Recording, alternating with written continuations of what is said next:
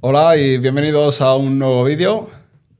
Como siempre conmigo Álvaro. ¿Qué tal? ¿Cómo estás? Muy bien, aquí por la tarde. ¿Tú qué tal? Pues también bien. Hoy vamos a continuar donde lo dejamos en el vídeo anterior y queríamos empezar un poquito siguiendo con nuestra aventura dentro del mundo de las inversiones. Correcto. Pues nada, por continuar un poquito por donde lo dejamos, básicamente continuamos con nuestra formación. Una vez lo que hablábamos de las inversiones en criptomonedas, que es un poco un mundo aparte, queríamos empezar a profesionalizar un poco más todo este mundo. Y bueno, pues como lo continuamos fue estudiando. ¿Qué es lo que estudiamos? Pues estudiamos un máster, un posgrado, ¿vale? Que se llamaba posgrado en Bolsa y Mercados, que lo estudiamos conjuntamente en la Universidad de Alicante. Todo esto hay que tener en cuenta, por supuesto, que fue a distancia y que cada uno seguíamos con nuestra vida profesional, o sea que esto al final no dejaba de ser una meta que tenemos a medio largo plazo y es algo que, bueno, pues que nos gustaba, queríamos formarnos y pues este es el método mejor que encontramos. De hecho, por aquel entonces, yo recuerdo que todavía vivía en Londres. Ya. El tiempo libre que teníamos, que no era demasiado, lo estábamos dedicando realmente a formarnos, a poder intentar tener una mejor comprensión de todo este mundo que nos estaba apasionando. Pero nos sentíamos todavía bastante en pañales Correcto. en el ámbito. Correcto. Sí, al final todo esto era un deseo, por así decirlo. Nos gustaba el mundo, por así decirlo, de las inversiones, pero exacto, o sea, no teníamos ningún conocimiento como tal de, oye, dónde nos adentramos y incluso más, cómo se hacen las cosas. Vamos a intentar hacer las cosas bien o por lo menos tener unas bases para empezar a hacer las cosas bien. Entonces, nada, pues hicimos estos estudios, como digo, conjuntamente, que estuvimos, fueron un año, si Sí, no recuerdo era mal. un curso académico. Correcto. Y bueno, pues aquí la verdad que nos sirvió mucho, como digo, para establecer unas bases y sobre todo también por lo que nos fijamos en este posgrado es porque vimos que todos los académicos que daban estas clases no eran como tal profesores, sino que era gente que estaba en el mundo y estaba invirtiendo cada uno con su forma, sus metodologías y su estrategia de inversión, pero eran inversores como tal, que eso era algo que a nosotros nos llamaba mucho la atención y que queríamos priorizar, no que nos contaran únicamente la teoría, sino que supiéramos que esta gente lo está poniendo en práctica y funciona, porque obviamente se dedican a ello. Correcto. De hecho, eran gestores de fondos en muchos casos, lo cual nos pudo dar un punto de vista muy profesional de cómo se gestiona capital dentro de entidades financieras. Eso es, eso es. Bueno, pues como decía, un año estudiando esto, tenemos ya una base muy generalista, sí que es verdad, porque como digo, cada uno era de un ámbito distinto, pero nos sirve para tener esa base, para saber, oye, qué es la bolsa, qué hay dentro de la bolsa, cómo se crean los mercados, un poco cómo funciona todo este mundo bursátil. Acabamos y aquí se nos separan un poco los caminos, ¿vale? Ujú. Porque yo por mi parte, bueno, con otros dos amigos montamos una empresa, también no tanto relacionada con bolsa, pero relacionada con un mercado que se puede relacionar con la bolsa, que, bueno, básicamente es, por no entrar muy a fondo, era, porque ya no la tenemos, de estudio y explotación de datos, ¿vale? Sobre todo aplicado a todo lo que son apuestas deportivas, para ver, bueno, ineficiencias de los mercados, básicamente. O sea, que realmente también se aplicaba un poquito este acercamiento Correcto. hacia en este caso, apuestas deportivas, ¿verdad? Sí, exacto. Al final, volviendo a todo lo que es esta finalidad, pues por ese entonces también, con 20 y pocos años, tienes ese ansia de dinero rápido. Ujú. ¿Qué pasa? Que dentro de ese dinero rápido, pues yo quería darle una vuelta de tuerca más. O sea, no que me tocara la lotería o no. Ir a las apuestas deportivas típicas de, pues bueno, juega el Madrid contra el Barça y mi equipo es el Madrid y apuesto al Madrid para ganar. Sino que, en cierta manera, intentar profesionalizarlo y poder ver lo que digo. Al final,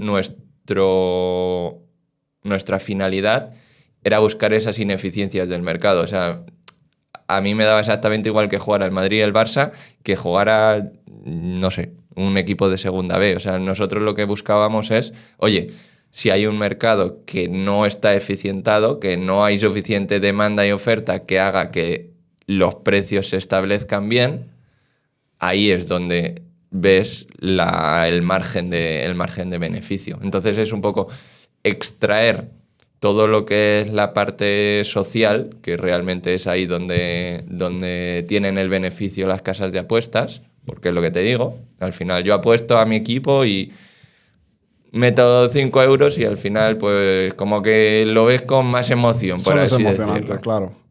Y era pues todo lo contrario, es extraer esta capa y es simplemente intentar profesionalizar y decir, vale, si esto está mal, sé que a la larga si apuesto a esto estoy ganando ese margen que es lo que me va a hacer tener beneficio. Está bien. Realmente es en lo que se basa la inversión de valor. Correcto. Buscar esas ineficiencias Correcto. entre precio y valor. Eso es. Muy bien. Sí, realmente, como estabas diciendo, ahí se bifurcó un poco también nuestra andadura conjunta. Y mientras que tú estabas emprendiendo, yo me dediqué a continuar mi formación y decidí enfrentarme al reto que supone el CFA, certificado de analista financiero. Uh-huh. Tiene repercusión a nivel internacional, con una complejidad bastante alta, bastante duro. Y bueno, fui capaz de poder conseguir sacar el primer nivel, lo cual me dio unas bases ya de análisis financiero bastante potentes. Y sobre todo fue bastante interesante el hecho de que me abrió las puertas a poder sacar una certificación, el CAD, como advisor, como asesor financiero, lo cual también me dio unos conocimientos mucho más en profundidad sobre lo que sería la gestión patrimonial.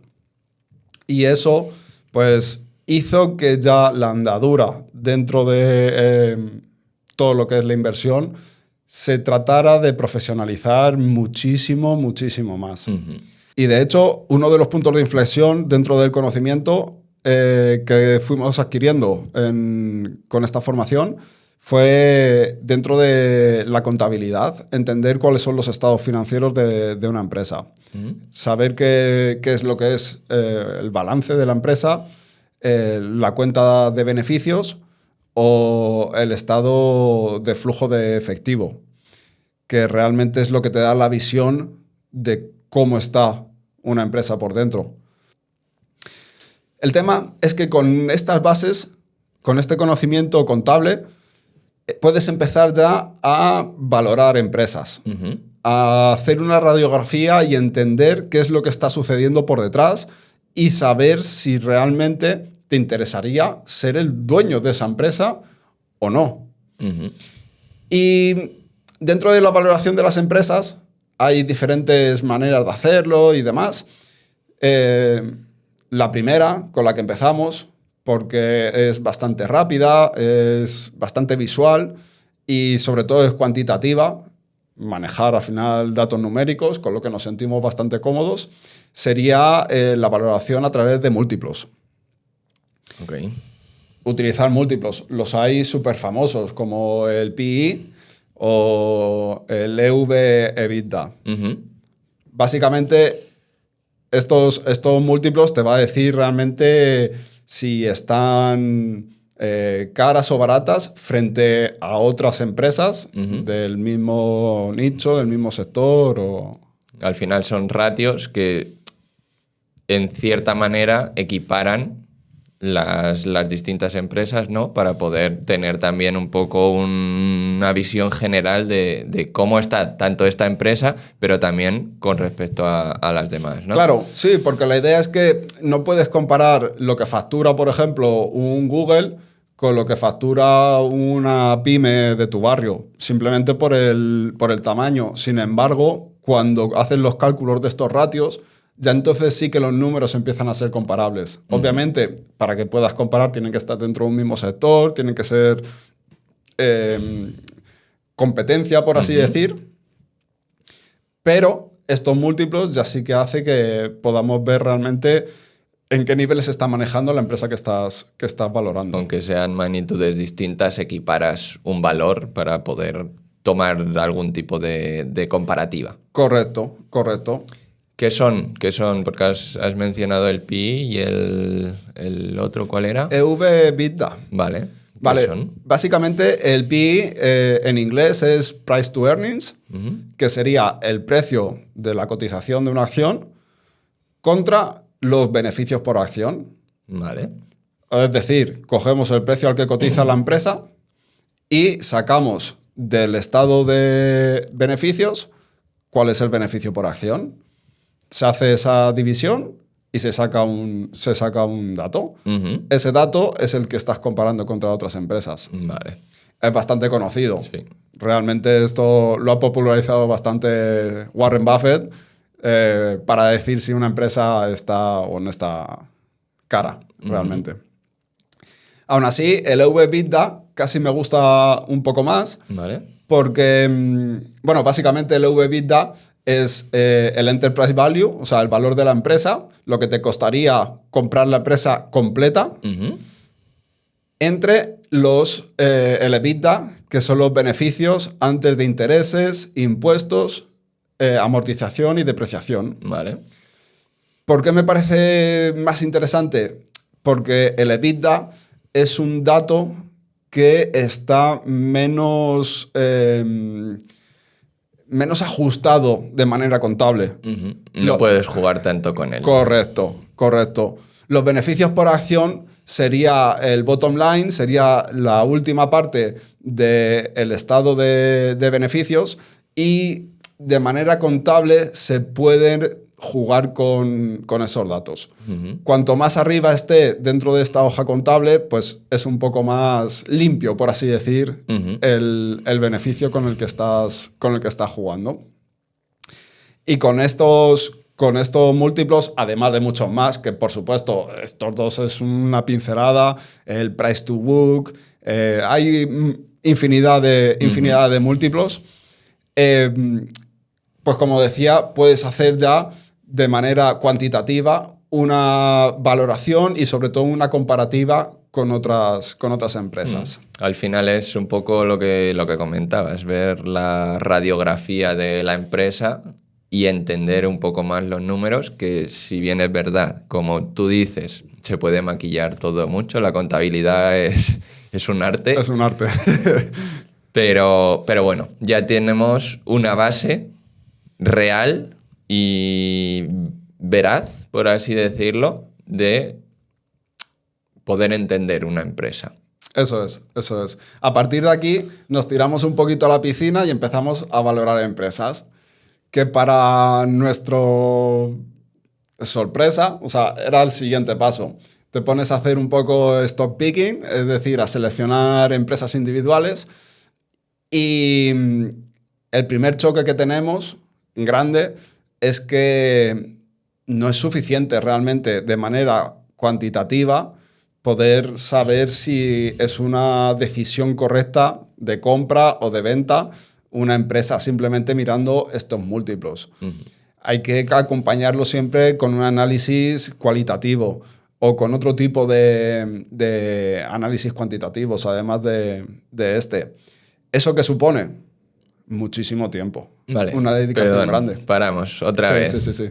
¿Qué es un análisis cualitativo? Porque hemos hablado del cuantitativo, que es datos, ver, coger y que los datos hablen, por así decirlo, y entender qué son estos datos. ¿Qué es un análisis cualitativo?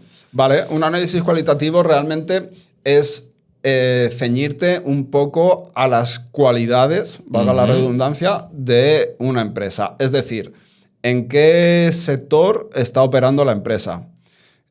¿Cuál es el momento del ciclo empresarial de este sector? ¿Cuál es la competencia? Si está en crecimiento, si está en decaimiento. ¿Cuáles son las condiciones económicas globales? Si es una empresa que pueda afectarle mucho el momento económico en el que estemos a nivel general, o si por el contrario no le afecta absolutamente nada. Hay muchas variables fuera de lo que sería la microeconomía, la economía dentro de una empresa, que afectan a las empresas. Puede haber una empresa que esté bastante bien valorada y que tenga flujos de caja constantes e incluso crecientes, y sin embargo esté en un sector pues que esté decayendo y que a medio o largo plazo está abocado al fracaso. Y te pongo un ejemplo muy, muy fácil y muy entendible para todo el mundo. La prensa escrita. Ha habido empresas que han sido muy rentables y que realmente tenían muy buenas valoraciones, pero o evolucionaban hacia nuevos medios de comunicación, o realmente el sector de la prensa escrita está abocada a desaparecer, literalmente. Sí. Entonces, es apostar a un caballo perdedor a largo plazo. Con lo que es todo este condiciones que rodean a la manera que tiene de operar una empresa son a tener en cuenta. Es muy importante todo eso. Y ahí está también un poco la complejidad, porque por lo menos desde mi cabeza más analítica es lo que estaba diciendo. Bien que la contabilidad se puede maquillar, ok, pero los datos que yo puedo ver son datos y ya está, y aquí hay datos. ¿Qué pasa? Toda la parte extra, toda la parte cualitativa, creo que no hay un fin, nunca. O sea, porque hasta la más mínima cosa que crees que no afecta porque es de un sector totalmente contrario, puede tumbar una empresa. O incluso, como tú bien dices, vamos, ¿cómo va el mundo? O sea, quiero decir, prensa escrita es un ejemplo muy bueno. Los videoclubs es exactamente lo mismo. Y el problema, que obviamente ahora mismo lo ves claro y dices, coño, si es que Netflix, claro, con cómo estamos evolucionando la hostia, pero es que en ese momento era todo lo contrario. Era, no, si la gente va por el vídeo todos los fines de semana, que le gusta la película y lo devuelve el lunes. Que no había ordenadores, el internet no era bueno. Entonces, ahí le está dando una derivada más de complejidad, de todo puede cambiar, y más en el mundo en el que estamos ahora mismo, en un abrir y cerrar de ojos. Estás describiendo el caso Blockbuster versus Correcto. Netflix. Los inicios de Netflix como Blockbuster, era apabullantemente superior. Y tienen la opción de comprar Netflix y no lo hacen. Correcto. De hecho, no había cabida para el modelo de negocio de Netflix y, sin embargo, la evolución, el tiempo, ha dicho todo lo contrario. De hecho, a día de hoy creo que solo queda un Blockbuster en todo el mundo abierto. Sí, es un poco eso. Y en su momento era impensable que una empresa tan potente, tan líder a nivel mundial, pudiera perderlo todo. Correcto. Realmente. Pero sí. Y es importantísimo ser consciente de esto. Muchas veces también dedicarle tiempo te da la falsa seguridad de saber o de creer que sabes lo que estás haciendo. Pero no deja de ser falsa seguridad. Al final, de cierta manera se romantiza, ¿no? Sí. Quiero decir, ya has invertido un tiempo importante y en cierta manera te intentas tú a ti mismo convencer. Sí, te creas sesgos. Y eso pues no está bien. Realmente nosotros no somos profesionales todavía de esto y el tiempo que, como estábamos comentando, le estamos dedicando no deja de ser tiempo libre que tenemos. Con lo que sería, esta manera de hacer stock picking sería un mundo por ahora todavía un poco inaccesible o difícil de hacerlo de la mejor manera posible. Ujú. De hecho, esto hace que se frene un poco el empezar a invertir como tal, porque ya empezamos a querer hacer las cosas lo suficientemente bien como para no tomar ningún tipo de decisión que no esté Correcto. suficientemente respaldada. ¿Qué es lo siguiente que hacemos? Bueno, lo más lógico es, aparte de seguir formándote, ver cómo podemos empezar a crear una cartera de inversión de manera eficiente, diversificada y capaz de, como mínimo, mantener el valor de nuestro capital. Ujú. Y para eso, por suerte, existen vehículos de inversión que hacen esto, Vale. que son los ETFs.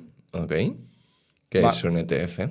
Vale, un ETF, por sus siglas en inglés, es un Exchange Trade Fund. Ok. Básicamente son fondos de inversión, pero que cotizan en las bolsas. Es decir, que tú los puedes comprar al igual que compras y vendes acciones de una empresa. Ujú. Y lo interesante de esto es que hay un tipo de ETFs Ujú. que son los que replican a los índices bursátiles, Vale. que lo que te permite es poder tener una inversión pasiva. Que es básicamente lo que todo el mundo llama fondos indexados, ¿no? Correcto, Vale. correcto, eso es. El hecho de que puedas tener una inversión pasiva te permite, bueno, poner un poco en velocidad de crucero tu cartera de inversión. No tienes que estar eligiendo empresas, sino que compras cestas, lo que son los índices. Ujú. Que, bueno, realmente un índice no deja de ser la representación de X empresas. Bueno, si son de renta variable, porque hay índices de cualquier tipo de activo. Pero bueno, centrándonos en la renta variable, no deja de ser una cesta de empresas representativas de una economía, una región, lo que sea. El más conocido es el S&P 500. Ujú. Serían las 500 Sí. mayores empresas de Estados Unidos. Pues imagínate, comprando una participación en un fondo que ya compra las 500 mayores empresas de Estados Unidos, tienes casi todo el trabajo hecho. O sea, esto es bastante fácil, rápido y hace que no tengas ningún tipo de excusa para empezar ya a invertir. No tienes que dedicarle el tiempo que supone hacer un análisis, como estábamos hablando, de una empresa y sus competidores, un sector macroeconómico, etcétera, etcétera, etcétera. Y esto pues, fue el primer paso dentro de la incursión de la inversión y la manera más rápida, como te digo, y sencilla de poder empezar a invertir. Es más, no solo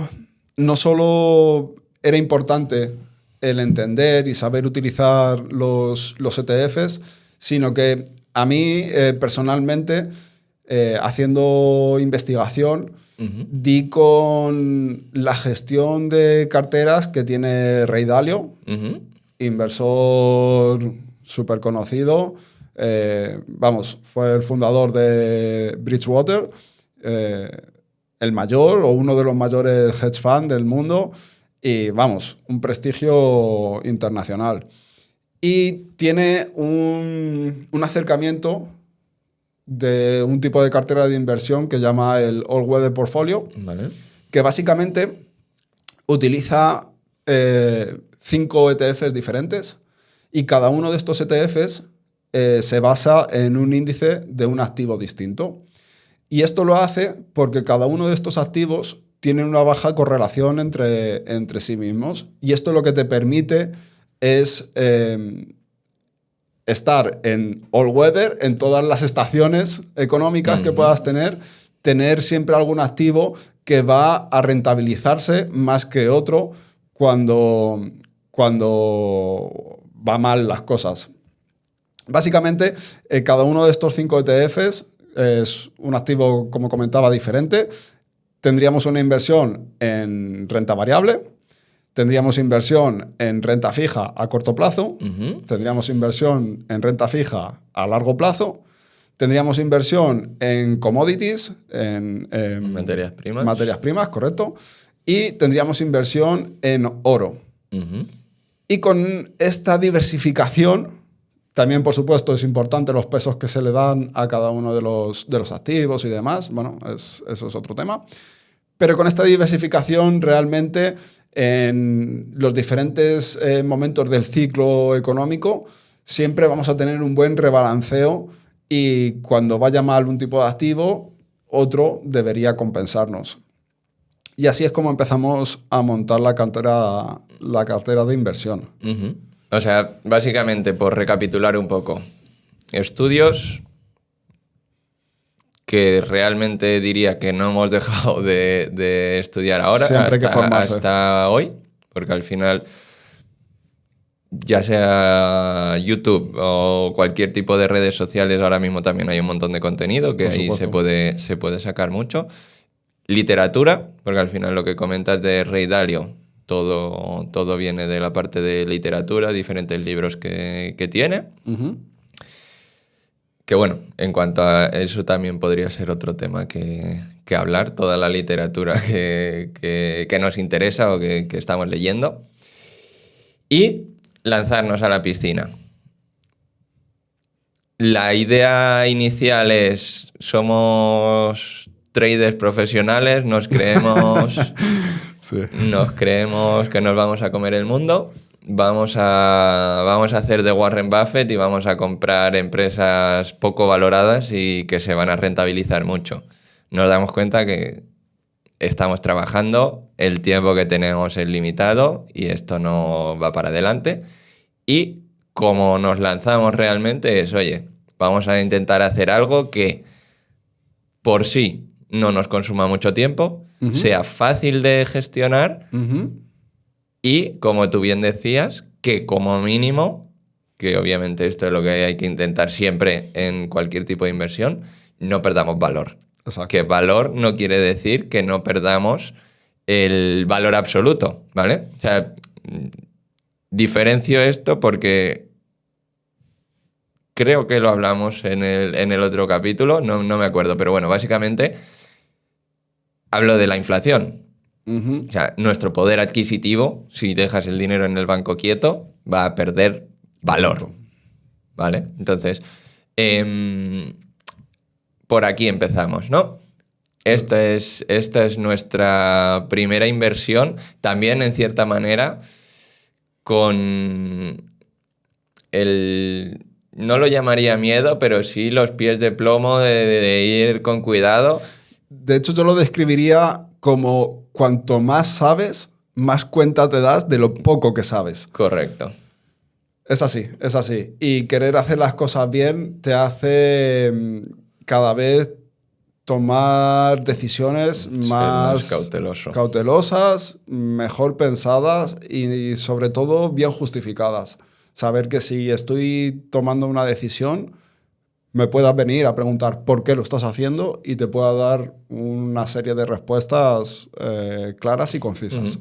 Ese es un poco el acercamiento que queríamos tener. Vale. De hecho, me acuerdo que aparte de estos ETFs, yo con más riesgo invertí también en un fondo de inversión, en el de Pershing. Sí, Pershing Square. Que realmente fue una inversión, no sé si fueron 100 euros o algo por el estilo, porque justamente con lo que tú estás diciendo de que cuanto más conocimiento tienes, más cauteloso eres, obviamente esta parte de la inversión era como si no fuera nada, pero justo el del decir, vale, estamos invirtiendo en algo súper diversificado, súper estable, súper tranquilo, por así decirlo, voy a arriesgarme un poco. Y, oye, la verdad que fue bien esa inversión. Se revalorizó muchísimo la posición, no sé si a lo mejor en medio año hizo como un 20 o un 30%, lo cual era una locura. Pero sí, o sea, eso fueron un poco nuestros comienzos. Lo recuerdo bastante bien aquello, y era un poco dentro de la investigación que estábamos haciendo de qué es lo que hacen los profesionales. Fíjate en qué quieres ser realmente. Y Bill Ackman es otro referente dentro del mundo de la inversión. Y me di cuenta que realmente estaba replicando uno de sus hedge funds en un ETF. Y era fácil poder entrar, y al final dejar a un gestor activo de este nivel que maneje tu capital, obviamente tiene mayores costes que un fondo indexado, pero bueno, realmente es de esos personajes dentro del mundo de la inversión que suele tomar decisiones acertadas, arriesgadas, pero suele estar en lo correcto. Y fue una de esas pequeñas locuras, si se le puede llamar, que realmente, bueno, salió bastante bien, y alguien en quien fijarse. Correcto. Vale, pues dicho esto, ya tenemos nuestra primera inversión, ya estamos metidos en el mundo bursátil. Ahora, bueno, lo primero lo vamos a dejar por aquí, pero por continuar en el siguiente episodio, básicamente lo que estaremos tratando es justamente cómo evolucionamos. Ok, ya tenemos una base, vamos a ver con qué nos sentimos cómodos y qué es lo que queremos conseguir realmente. Eso es, donde intentamos buscar un poquito de rendimiento más allá de los índices, y cómo podemos hacerlo, que es bastante interesante, la verdad. Perfecto. Pues nada, pues lo dejamos por aquí, y en el próximo capítulo os contamos un poco más de nuestra trayectoria. Así que nada, un saludo a todos, darle like y suscribiros. Muchas gracias. Chao.